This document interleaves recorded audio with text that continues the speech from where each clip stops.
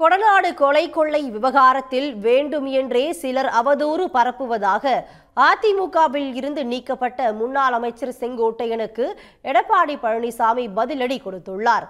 கொடநாடு விவகாரத்தில் இருவரும் பேசிய கருத்துக்களை இப்போது பார்க்கலாம். இன்றைக்கு கொடநாடு வழக்கு என்பது நாம் ஏன் இன்று வரையிலும் குரல் கொடுக்கவில்லை? நான் சாதாரண பொறுப்பாளர், இந்த இயக்கத்தை வளர்த்தவர், நாம் தெய்வமாக நேசிக்கப்பட்டவர்.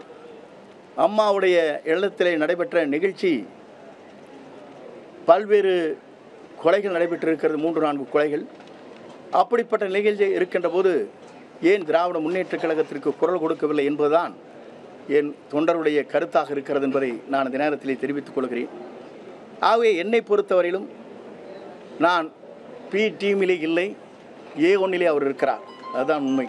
அந்த கொடநாடு அம்மா அவர்கள் தங்கியிருந்த இந்த இடத்திலே ஏற்பட்டிருக்கிற அந்த கொலை குற்றங்களுக்காக ஏன் இதுவரையிலும் குரல் கொடுக்கவில்லை என்பதுதான் என்னுடைய கேள்வியாக இருக்கிறது. இன்னும் சொல்றான் பல பேர், கொடநாட்டில் எடப்பாடி பழனிசாமி என்னன்னு உங்களுக்கு தெரியும். என்ன பூச்சாடி கேட்டாலும் எடப்பாடி பழனிசாமி பயப்பட மாட்டார். சட்டத்தை ஆட்சி நடத்தினோம்.